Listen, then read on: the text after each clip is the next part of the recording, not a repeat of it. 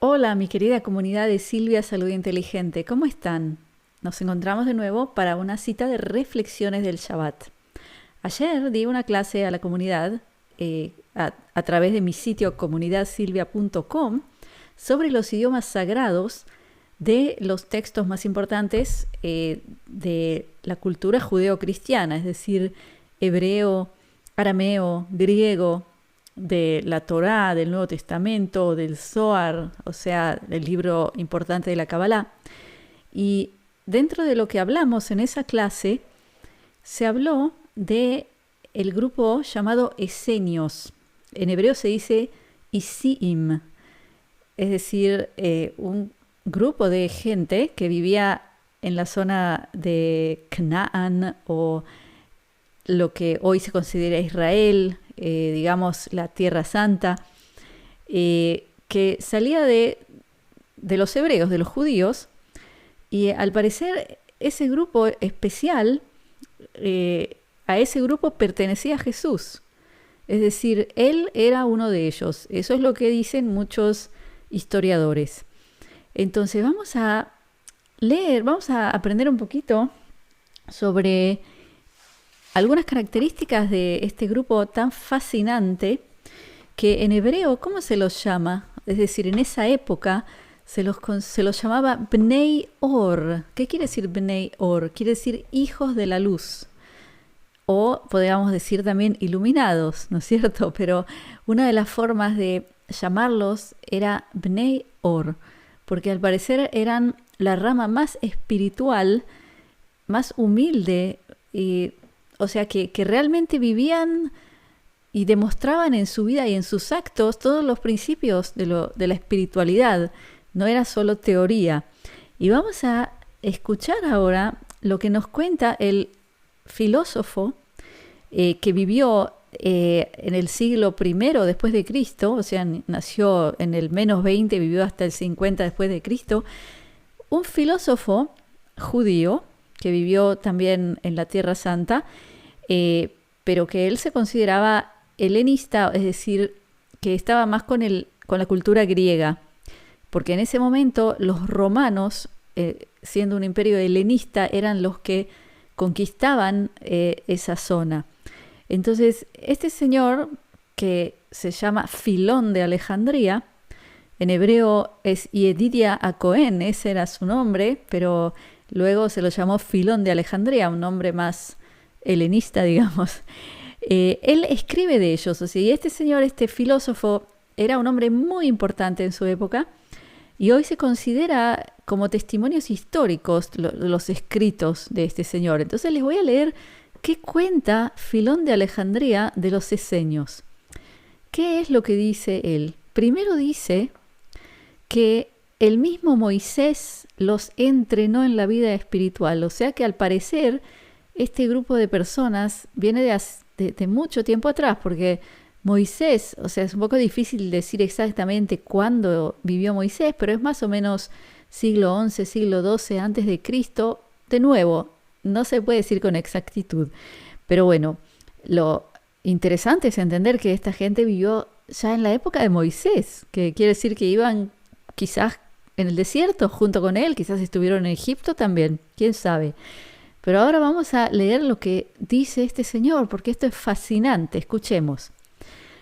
Porque su número llega a 4.000 o más. Es decir, en el momento que vivía Filón, había más o menos 4.000 esenios en la zona, y se asientan en aldeas y no en ciudades, desde las cuales trabajan la tierra y desde las cuales se dedican a diversas artesanías que traen paz al mundo. Los esenios no acumulan dinero y oro, no adquieren grandes propiedades y no codician muchos ingresos.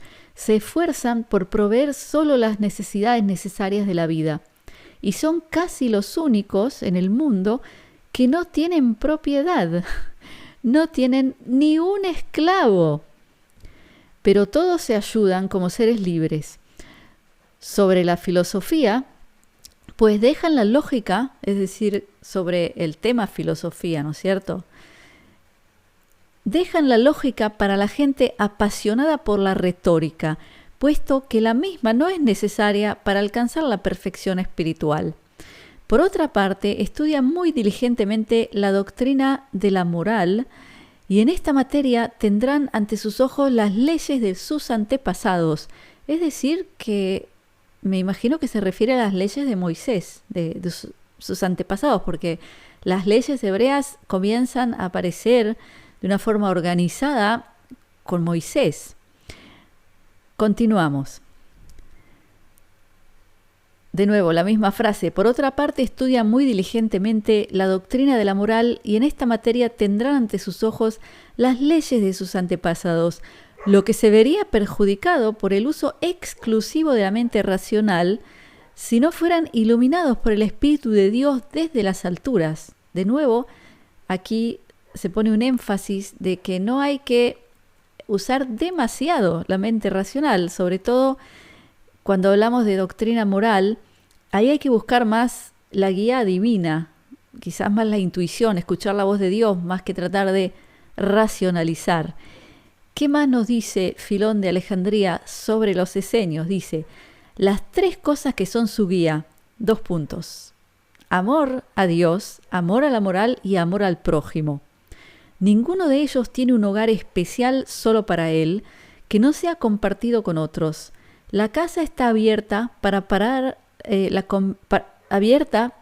para la convivencia juntos. La propiedad es de todos y los gastos se comparten, porque el dinero que ganan de sus trabajos diarios no irá a sus bolsillos, sino que a una caja común de la comunidad. Y todo el que lo necesita podrá hacer uso de él. Interesante, ¿no es cierto? Esto lo escribe Filón de Alejandría en el siglo I después de Cristo, hablando de este grupo de personas tan especiales. Y ahora quiero conectar esto a la porción de la Torá de este Shabbat que es hoy, que es Mishpatim, porque yo quiero conectar esto al punto tan interesante que dice aquí Filón. Dice, no tenían ni un esclavo, no tienen ni un esclavo. Y aquí esto a mí me interesa mucho porque, bueno, ya vemos que el tema esclavitud se habla mucho en la Torá, sobre todo lo que es el gran evento de la salida de la esclavitud de Egipto. ¿Y qué es esclavitud? Es quitarle los derechos a una persona, quitárselos totalmente para que no tenga posibilidad de ejercer su libre albedrío. Nos suena algo, ¿no es cierto? Todo esto. Entonces, vamos a ver, tenemos la porción que se llama Mishpatim. ¿Qué quiere decir Mishpatim? Quiere decir sentencias o las leyes, digamos, que Moisés comienza a revelar al pueblo hebreo, que es lo que Dios le trae, o sea, a través de Moisés llega al pueblo. ¿Y cómo empieza? Estamos en Éxodo 21. Dice, y estos son los derechos que les propondrás. O sea que está mal porque en hebreo es mishpatim, que son sentencias. Y dice, si comprares siervo hebreo, 6 años servirá, mas el 7º saldrá horro de balde. Qué interesante, ¿no es cierto? Es decir que primero vemos que hay una conexión que hace Filón entre los esenios y Moisés, diciendo que ya estaban con él. Y ahí vemos que Moisés trae leyes para dar liberación a los esclavos hebreos. Y luego hay más leyes que hablan de esclavos no hebreos. Pero ¿qué entendemos aquí? Que hasta entre los hebreos se tenían esclavos. Es decir, que la esclavitud era algo muy popular, parece. Y de golpe vemos que Filón nos cuenta que los esenios no tenían ni un esclavo. O sea, por más que eso era lo normal, y hasta esclavos de su propio pueblo, ellos no tenían ni un esclavo. O sea que este grupo de personas tan especial, los esenios, eran muy avanzados hasta con respecto a su propia época y su propia sociedad, porque no es como nosotros que supuestamente no tenemos esclavitud, ¿no es cierto? Por lo menos no proclamada como esclavitud. Entonces, si nosotros escucháramos que nuestro vecino tiene un esclavo, un ser humano, estaríamos choqueados, pero para ellos no, eso era normal. Y vemos que Filón nos cuenta, Filón de Alejandría, que ellos no tenían ni un esclavo. Y luego, ¿Qué otro punto quiero tocar aquí? Porque últimamente se escucha por todos lados diferentes declaraciones abiertas de varios grupos políticos, diplomáticos o no sé cómo llamarlos, hasta han declarado una frase que se ha hecho muy famosa, que es no tendrás nada y serás feliz. Y luego se habla mucho de la posibilidad de que nadie tenga más propiedad privada, etcétera, etcétera. O por ejemplo, hay un texto completo, por ejemplo, en el Foro Económico Mundial de Davos, hay un texto completo de uno de los que escriben las teorías de cómo ven el futuro, que describe que ya no tendremos ni siquiera una casa nuestra, es decir, que nuestra misma casa va a ser usada por muchas personas. O sea, ahora estoy yo y al mediodía viene un grupo de gente porque yo no necesito mi salón, mi living room, se van a sentar ellos ahí a hacer una junta. Eso está escrito abiertamente. Y yo veo este texto de Filón de Alejandría que nos cuenta que esta gente tan avanzada espiritualmente vivía así. Y aquí es donde yo quiero dar mi mensaje. Yo me imagino que ya muchos se están enojando con lo que estoy diciendo o me están malinterpretando. Entonces yo quiero que me escuchen hasta el final. Al leer sobre este grupo tan elevado, tan iluminado, tan avanzado, los esenios, que al parecer también Jesús era uno de ellos, vemos la imagen de una sociedad ideal, una sociedad de valores, de amor al prójimo, de amor a Dios, de amor a la moral, una sociedad donde la gente no tiene codicia y que todos donan, se ayudan los unos a los otros. Hasta la misma gente que vivía en esa época los veían a ellos como iluminados, como hombres buenos. O sea que eran muy respetados por sus actos, por lo que ellos hacían, porque ahí se ve, por los actos se ve a la persona. Entonces, a mí me da la impresión que quizás hay quien utiliza la imagen de la sociedad a la que nosotros queremos llegar, que es una sociedad bella, pura, y la toman esa imagen y la utilizan para otra película, que incluye dentro de ellas cosas que no son tan favorables para nosotros, porque lo que yo leo en este texto de Filón de Alejandría es que eran todos entes soberanos, seres humanos libres y soberanos que elegían hacer lo que hacían. O sea, todo lo que ellos hacían era con libre albedrío. Es decir, si iban a trabajar y querían traer el dinero y no ponerlo en su bolsillo, sino que ponerlo en una caja común, lo hacían por su propia decisión. No porque viniera alguien a cobrarle un impuesto o porque viniera alguien y los obligara, o vamos al otro extremo, porque alguien los esclavizara para trabajar por otros. Entonces, aquí yo creo que hay énfasis en lo que es ser libres y soberanos. Entonces, tenemos que siempre recordar eso, que la sociedad que describe este texto, que parece maravillosa, no es una sociedad de gente pasiva, gente que alguien de arriba decide por ellos cómo van a vivir, qué van a tener, qué no van a tener, qué derecho van a tener y cuál no. Todo lo contrario, es una sociedad de entes libres, soberanos, que eligen estar juntos y eligen ayudarse.